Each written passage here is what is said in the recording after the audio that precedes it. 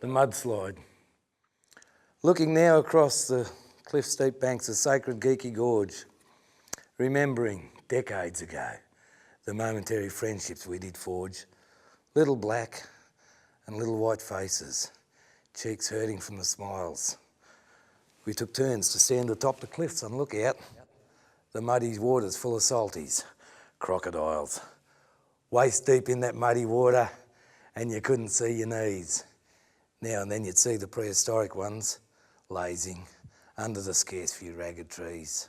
Because crocs, the great big salties, they're mostly lazy and nonplussed, known to sometimes fancy human meat. If it was easy prey, they may be fussed. We slid down that long, wet, muddy channel we'd carved in this sacred place. Excited squeals and laughter on every child's face, with innocence and total acceptance, mixed with childhood elation. But I was yet to learn the term, the stolen generation. We didn't explore the Kimberley like a packaged place to see. We lived it, we breathed it.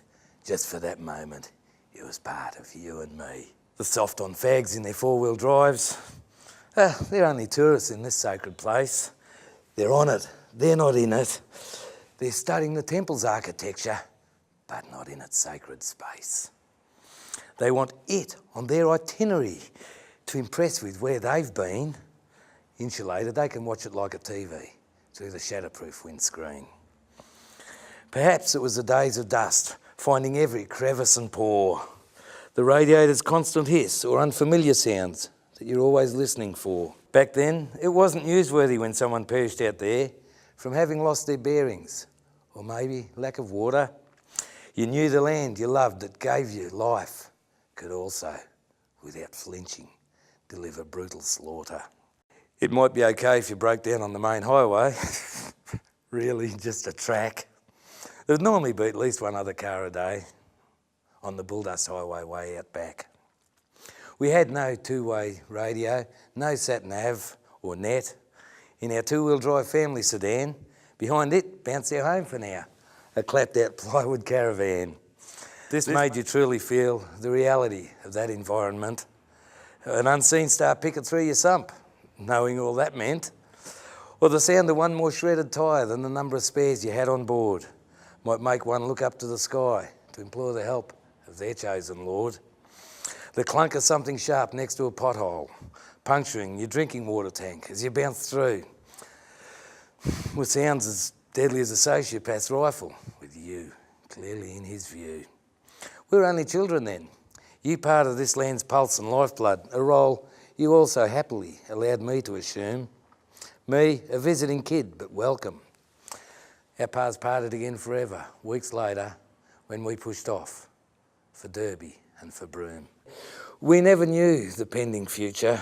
We never saw the approach of the divide.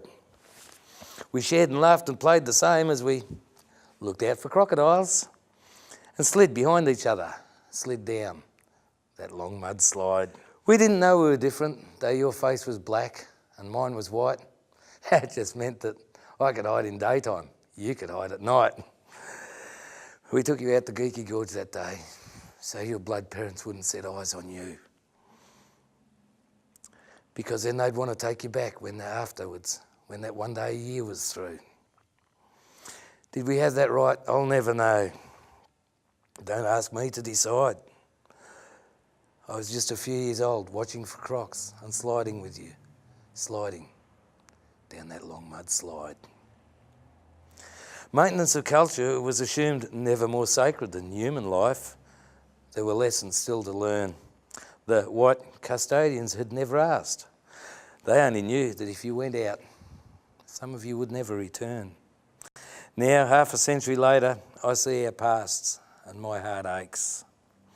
For once, this time I can't just shrug with a twisted grin and them's the breaks. I'm sorry to my deepest depths for some of what has been when I look back at it all. But even now, if it was that time again and up to me, I couldn't make the call. They didn't want even one of you to perish from exposure, thirst, or killed. The upshot's been more souls survived, but ever so unfulfilled. The brutality of my ancestors' culture, I'd like to start that one again.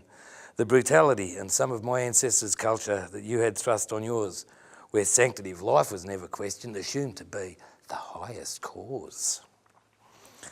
So if I find you on the street or sleeping in a park just like then, I'm not going to notice. I'm fair and you are dark. I promise not to judge, I have no right, you see. I could so easily have been you, and you so easily have been me. I will not avoid your eyes, I will not turn my back. Don't assume I'm ignorant just because I'm white. Don't hate me and resent me just because I am not black.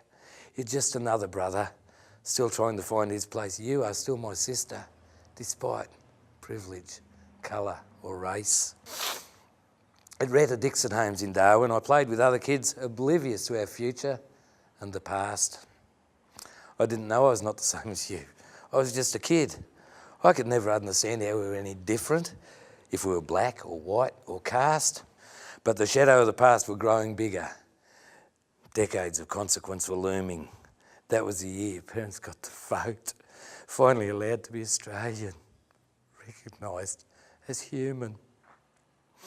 That thought alone can choke me up and make me hang my head in shame to know the culture I inherited was solely and completely to blame.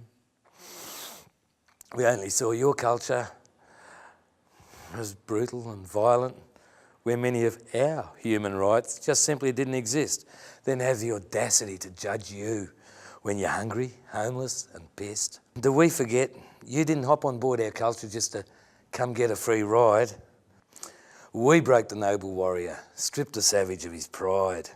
So together let's look forward now, with hope and shared wisdom and thought. Let's only look back long enough to see the lessons the past has taught. Because your scars and bruises become my scars and bruises. Looking back more than forward will only make us all be losers. Together we inherited the results of ignorant application of values. It's ours now. We own it. We can continue it on, or together heal. We can feed it, or kill it, starve it, or clone it. So as I reflect on times about half a century ago, come closer to me, brother. I need to let you know. I respect you and honour your culture and your wisdom and your skill, and I acknowledge the deathly dark place to which you were driven. That place haunts both of us still. Yeah. May our spirits rise together now in worship of our great land, brown and wide. Allow me just one last time relive we kids, the gorge, the laughs, the smile, the joy of that great big long mudslide.